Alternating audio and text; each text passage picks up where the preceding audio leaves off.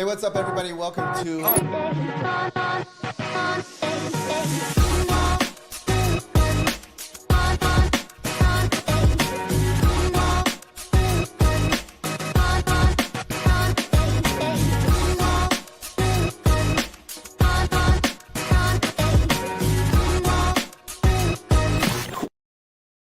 Happy Thanksgiving week, everybody. Happy Thanksgiving. What are you doing for Thanksgiving, David Meltzer? I am spending Thanksgiving with my entire family, minus Mia, because she's simped over her boyfriend in Chicago. Yep. So we got my mom, my brothers and sisters, all the kiddies, except for Mia Bopia, Mia Drama, whatever I call her now. My drama. Everybody's coming to your place and Julie's cooking? Not a chance in hell. We're all going to my brother's. He's taking it all on. We took everybody to the football game. That's what we do.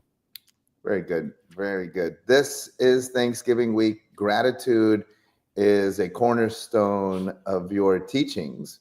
So I thought that we would talk about gratitude because it's easy for everybody to fall into giving thanks during Thanksgiving week. But you always point out it's just as easy for us to fall out of it as soon as next week comes, right? Just as easy as we're so thankful this week, next week we forget about how thankful we are and gratitude goes right out the window. Let's talk about some practices so that we can actually be grateful, giving thanks, not just during one specific Thursday every year, but how can we begin to incorporate that into our lives? Well, I think you said it best. Create practices that are doable, knowing the simple things to do. And gratitude to me is one of the simplest things to do. But as you know, they're simple not to do because it's conflictual to human nature to do the same thing every day, no matter how beneficial we know it is. Exercise, walking, stretching, balance routine, or just saying thank you before you go to bed and when you wake up. And so I think giving yourself grace, giving yourself gratitude is the easiest way to be grateful, meaning that you're not going to remember to be grateful all the time. In fact, most of us won't be grateful on Thanksgiving Day. They'll be reminded at dinner when they go around the table and everyone says, "Hey, what are you most grateful for?" Then on the way home, they'll get into some argument with somebody in their family or start complaining about somebody in their family who may not be with us next Thanksgiving. And then again, they'll play the hypocrisy card of being a human being and say, "Oh my God, I love them so much." Well, then why aren't you grateful for them at all times? Why are you wasting your time, emotion, your value in interfering with your true love and grace for yourself and others? So I think the best practice is to show grace for yourself, that you can't be consistent in being grateful, even though you know how impactful it is on you and others. I think that we throw around the word gratitude a lot. Like people talk about gratitude all the time. Oh, you have to be grateful. You have to be in a state of gratitude. You have to wake up and show gratitude for your life. I'm curious how you would define gratitude for each of you. Shawn, go ahead because I'm chewing. Well, I think that, gratitude is an awareness, number one. And so, it's, you have to have a heightened awareness and an appreciation for things that are happening in your environment. It doesn't have to be things. It could be situational. It could be relationships. But I actually think that gratitude is really an awareness and an intention. One of the things that always strikes me, and I'm so myself grateful for the opportunity, is that Lacey and I have had the opportunity, and undoubtedly the Meltzers and the Dills are going to be together here in December on an international trip. Okay, next week. Yeah. On an international trip. And when you travel internationally, there's an awareness for people who are super grateful and that are in situations that we might say, oh, it would be miserable or terrible to be in that situation. Lacey and I go to El Salvador and do mission trips to Mexico, to the Philippines. And it's always so surprising to me how people are able to find gratitude in situations that a lot of other people would say, I would hate to be in that spot. So Gratitude doesn't actually, it's not an objective measure. It's a subjective awareness about your environment and finding the light, the positive situation in that particular moment and placing your intention there versus finding all of the things that are negative, versus looking for reasons to create negativity in your life and placing your intention there. I think that all of us have the ability to be grateful in any given moment. You know, Dave, I just read this story. It was in passing, so I apologize. I don't have all of the particulars on it. But this woman was being held captive as a prisoner with a man. And she was talking about how she felt like females had the ability, had a greater awareness about their environment. And she said that she felt like, even being held captive, that she understood better when it was appropriate to ask for food, how to be resourceful, and how to be grateful. And she literally said, I spent a lot of my captive time working on myself because I knew I had a lot of trauma from my past that I wanted to work on. I was like, if I'm being held captive, I'm only thinking like, how the heck do we get out of here? Right. And this individual is like, hey, listen, let me take this moment and work on myself. That's gratitude. That's a situation, an environment, and finding the positive, like, wow, when else am I going to have all of this time to be able to work on some issues that I know I've been carrying around for years? So listen, we all can find things to be very negative about. And we all, every single one of us, can find things that we could be grateful for. And so I think it's an awareness and an intention. Yeah, it's so good. It's in that manner a skill set. Because we have the power to give meaning to everything we see, when we give it a positive meaning, like you suggest, when we're able and capable with the skill set, a strong mindset, heart set, and hand set to do, say, think, feel, and believe in gratitude, that this capture is an opportunity to blank. It's an opportunity to work on myself. It's an opportunity to work on my ability to sneak out. You know, I don't know what the abilities are, but it is a skill set of meaning. And from Viktor Frankl, in his book, Man's Search for Meaning, which was in the most dire of circumstances, it was exactly the same circumstance where someone was able to create light, love, and lessons in what other people wouldn't give it that meaning. And for me, I talk a lot about punishment versus protection, promotion, perfection, love. And that skill set is, to me, I'm reading a book by Napoleon Hill that a lot of people haven't read, How to Sell Your Way Through Life. And he talks about the richest man on earth at the time was a man named Henry Ford. And Henry Ford faced a lot during the Depression, a lot of resistance as an entrepreneur. But he had a great capability, like all of the amazing souls that we look up to have a skill set called purposeful meaning. And if we can practice that skill set, everything gets better. It's math to me. It's, you have a choice. You know that I'm a best option faith person. I'm a best option spiritual person. In other words, where we can't know the truth, why not take the best option? Why not give it the meaning that's best for me? And I think a lot of people may have resistance to such a simple philosophy of believing there's something bigger than me that loves me more than my mom. And people define that in so many different terms, but it's simple for me and it's the best option that I can find. So I think practicing that skill set of giving meaning, positive meaning to everything we see, do, think, feel, believe is probably the most powerful definition of gratitude. I think too, like so many people, when we think of gratitude, we think about things in our external environment, right? The things around us, the things that surround us, our relationships, things that we've been blessed with, situational awareness, whatever it may be. But I think that gratitude starts mostly with our internal environment. People have a lot of difficulty being grateful or being in a state of gratefulness around things that are relative to themselves, right? And so what I used to always ask my clients, like, what are you grateful for about you, right? Who you are, the, personality things that you possess. Like, what are you grateful for about you? And can you wake up in the morning and not only just say, I'm grateful for my relationship with Shawn, but I'm grateful that I show up positively no matter the situation or whatever it is. And so I think so oftentimes we have difficulty being grateful and in that state externally because we haven't resolved it internally. And so I always want to tell people, when you're expressing gratitude, make sure you include yourself, because I think that that's vitally important.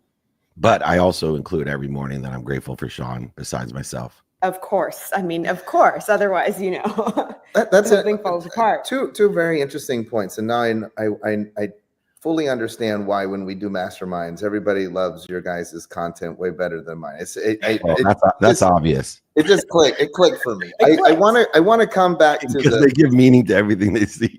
Right. I want to come back to the skill. Positive meaning. I want to come back to the skill because I love that. But first, I want to ask that. So, if you begin with yourself, and you're saying that the reason why you would do that, I'm assuming, is because it's hard. It's hard. Yeah. It's easier to be grateful for these things that are further the distance away from you, the easier it is to be grateful for them.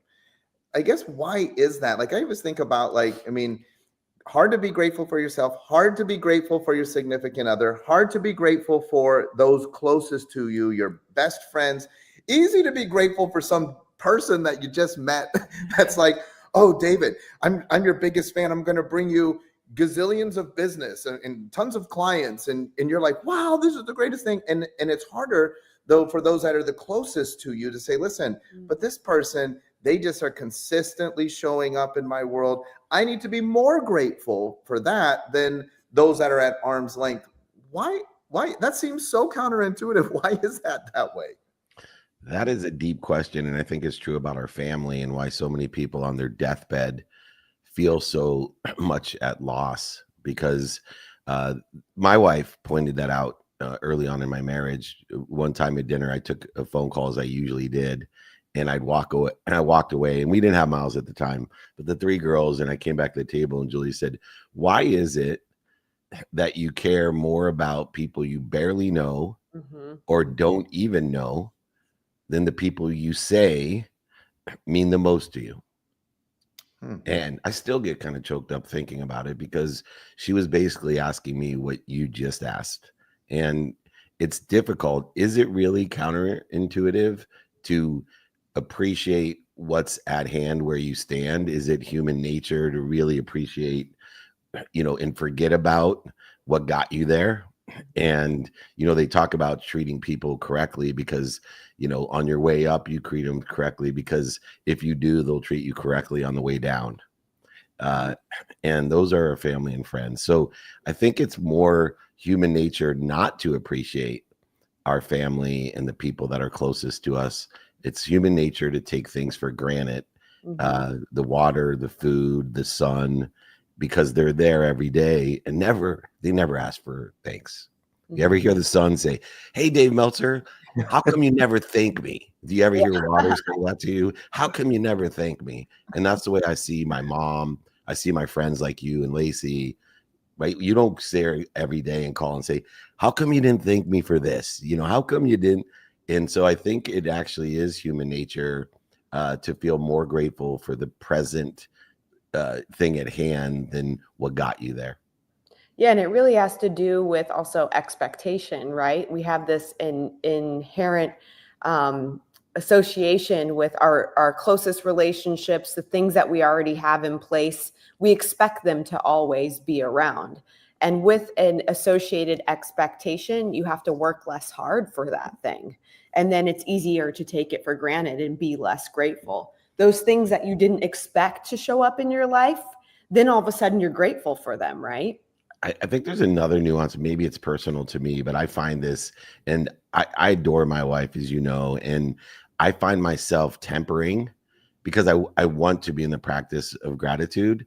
Sometimes I find myself tempering the enormous amount of love and gratitude I have for her, so that I don't feel as if she will take me for granted, or she somehow will feel as if it's like almost an insecurity of leverage, that if I show her everything, how grateful I am all the time, that she'll take me for granted. Isn't that interesting that we decide that for other people, right? How they will perceive or take the things that we give, which is a dangerous space to be in, right? Yeah. For sure. Absolutely. Yeah. Well, I want to come to skill set still, but I also then, I love that comment. You need to treat the people right on your way up because you want them to treat you right on the way down. That's a very interesting thing. I want to talk about then, because I always think about this, Dave, every time you talk about gratitude, for whatever reason, there's this voice, and to be totally transparent, it's not my voice. I understand that, but I always feel like there have to be people. Anytime that I hear David Meltzer talk about gratitude, I hear this voice of people that are saying, yeah, but I don't have anything to be grateful for. Like, you don't understand. Like, oh, it's easy for you to say, look at your life, Dave. And I even think like at Thanksgiving, I see it on social media, like, and then listen, people rightfully so listed my first Thanksgiving, like you mentioned earlier, without one of my parents or without my spouse. And so it's easy to fall into a dark place of like, listen, I have nothing to be grateful for. And I hear you. If I step into them, I hear you. The sun, right? The sun's still shining. Right. But I mean, the sun's going to shine tomorrow. But you know what? I'm not going to have my family, or I'm not going to be able to retake my mistakes. People who are in jail serving time because of a mistake that they made. Talk to me about the people who are trapped in a hole of, I don't have anything, or I cannot find anything to be grateful for.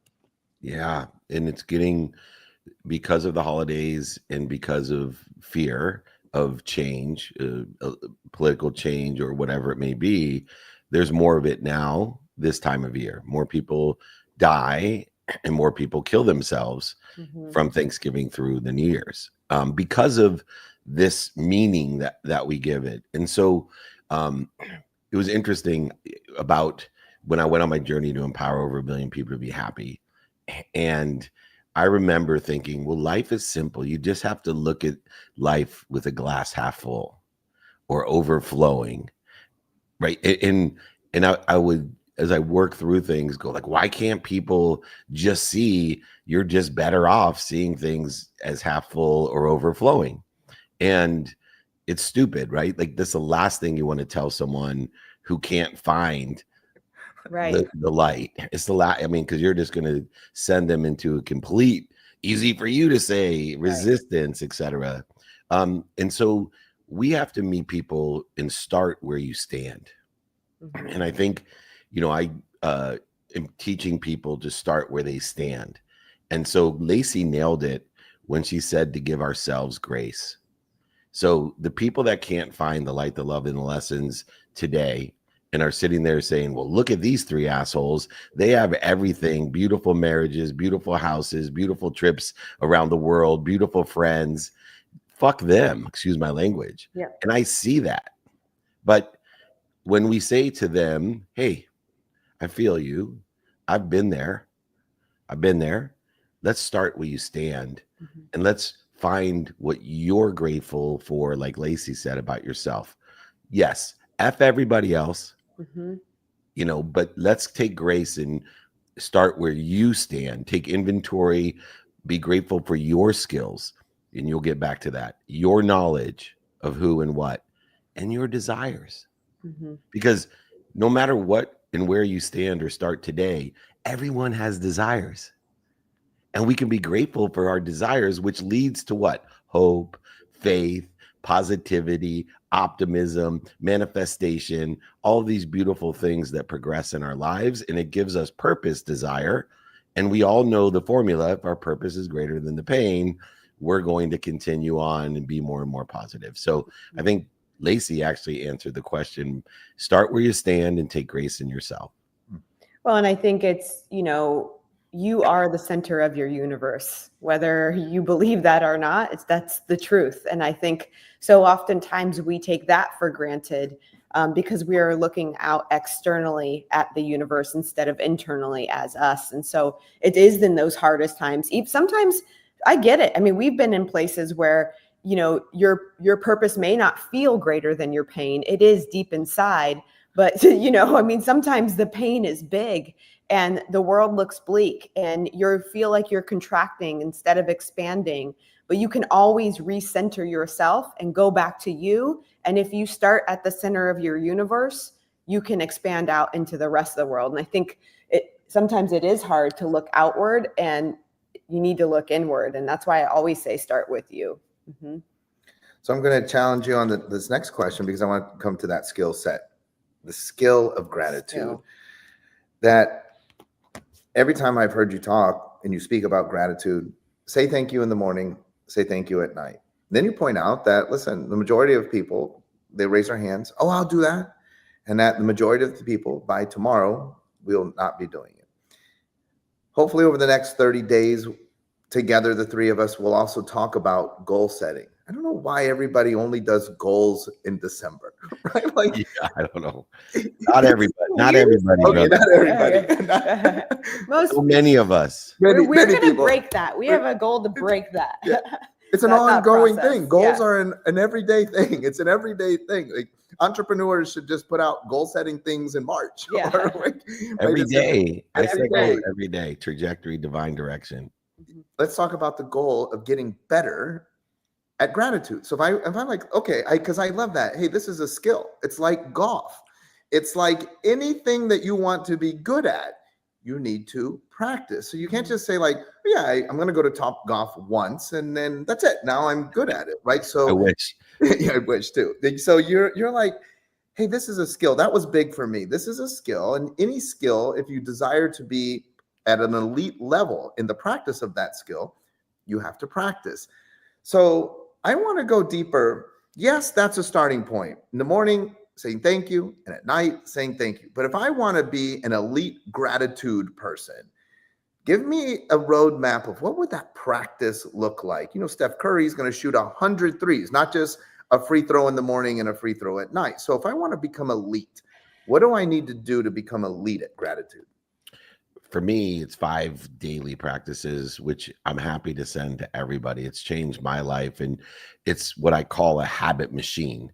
So it creates skills. If I want to be a great golfer, if I want to be a great speaker, podcaster, book writer, or a gratefuler, whatever we want to call that, someone living in grace, I use the 5 daily practices. So please email me, david@dmeltzer.com. So 1, start, and it leads into these objectives, these goals, these milestones every day. 1, know what you want. That's the first step of being grateful. See, most people can't find what they're given, or they can't be grateful, because if you don't know what you want, it's difficult to say, wow, I'm really glad I got what I want. That nothing makes us more grateful as human beings than saying, man, I want a pizza. And then you get the pizza and you're like, whoa, this is great. Thank you. I wanted pizza and I got pizza. That's what life is. So know what you want personally, experientially, giving and receiving wise each day. So now you've laid out this huge net to collect what you want, which makes us most grateful. Then to make it even further, ask ourselves, who can we help and who can help us? And then go to how and use our calendar. And then now. 4, know your now. 100% of the things you do now and know what you do next get done. So if you're doing the things that are going to make you most grateful, statistically, you'll be more grateful. And that allows us to identify what it is that's interfering with our gratitude. The need to be offended, the need to be separate, inferior, superior, anxious, frustrated, angry, guilty, resentful. These are all the things that make us feel not grateful. And then we shorten the distance of that resistance with wisdom and faith, because we know what we want, and we set a hope from nothingness to possibility, probability, perspective, and reality. Now we're applying our inspiration, applying our why, which makes us grateful. Number 5. So know your what, know your who, know your how, know your now, and apply your why. And that, for me, is the practice of developing a skill set of grace. And I think most people don't get from 0 to 1, as you know, which is most people live like tubes, food in, food out, and they don't and can't be grateful because they don't know what they want. And it's the easiest way to be grateful. If you say, I want to be able to walk across the street today, believe it or not, as simple as that sounds, and you walk across the street, inherent in that activity is gratitude. You'll be like, shit, yeah, I'm grateful I did that. That's cool. And so I think within the habit machine, gratitude should be definitely one of the things that you practice about and use in the 5 daily practices. But I have to say too, because anytime we're developing a skill, especially if it comes to a shift in your state of being or your mindset, it needs to be done frequently enough to override and overcome the negative mindset and the negative thing that you were doing. And so it doesn't, and I love the 5 daily practices, but don't do it just once daily, No. right? I mean, we talk about a lot about your unwind routine, about when you go to bed. You need to also express and work on your state of gratitude before you go to sleep at night, in the middle of the day, in the morning. So it's not something that you just wake up and do one time. We need to do it consistently and persistently enough that it overrides and becomes a strong enough skill that it will combat the negative state of being, right? And I think that that's really important, because a lot of people start their day and they wake up and they do all of these things. And then by midday, they don't have a midday routine. We're right back to that old state of being, right? So frequently is really important here when you're developing skill.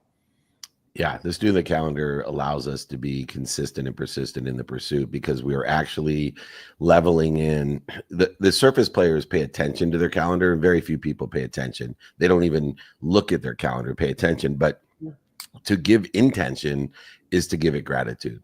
To say, okay, what am I going to do, say, think, feel, and believe, aligned with where I said I want to be. And so as I progress through the day in increments of sometimes 5 minutes, I'm reminded, recollected, and remembered with the conscious, subconscious, and unconscious continuum that I am grateful.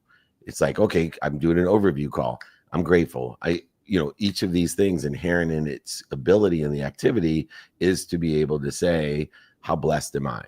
How blessed am I all the way to and through? And if you have, and starting off, when we start where we stand, put in, say thank you in your calendar. Not everybody has a compressed calendar like I. It's taken me 17, 18 years to develop where I'm at, the same way Elon Musk or these guys, not to put myself in the same league, but people will ask me, how do they run so many businesses? It's just they've compressed time and they've practiced to such a level that they're the Tiger Woods of what they do. You just are in amazement that how the hell does Tiger Woods do that? And I've sat there in person and watched him and said to myself, how the hell does Tiger Woods do that? Well, I'll tell you how he did it. He was a student of his calendar, and in increments of 15 minutes, it was all in the intention of being the world's greatest golfer, or the closest to his potential of being the greatest golfer. Mm-hmm. I have, when I was really working on my money mindset and trying to overcome my lack mentality that I had so deeply embedded in me, I created what I called the abundance timer, because I was reading everything I could about money and really trying to think more abundantly.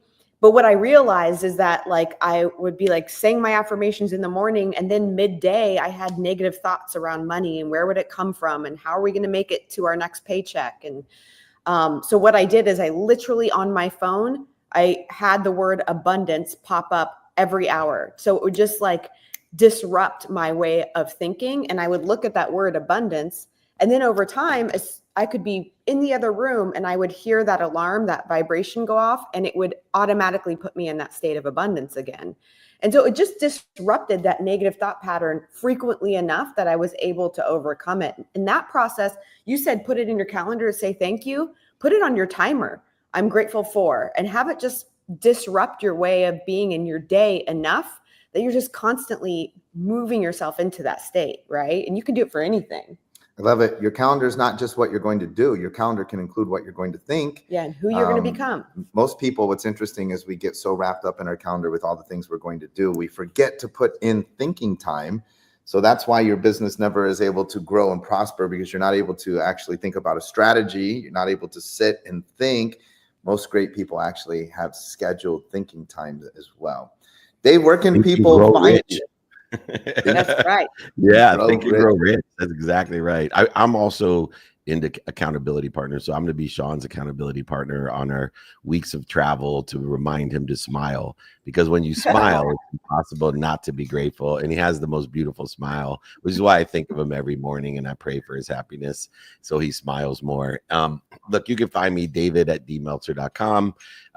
Blessed to have everyone. I'm so grateful, especially to Shawn and Lacey. It's hard to find real, true, great friends. And I do that with my family and my close friends like Shawn and Lacey. So as a reminder, I am grateful for both of you and everything that we get to do together. You absolutely accelerate, aggregate, and compound my life in happiness and joy. So thank you both. And thanks for taking the time every week to be with me. I appreciate it. All right, everybody. We'll be back next week with Get Mr. Booked Sensitive over there. Bye, everybody. F Dave. We love you, Dave. Happy Thanksgiving. Hey, what's up, everybody? Welcome to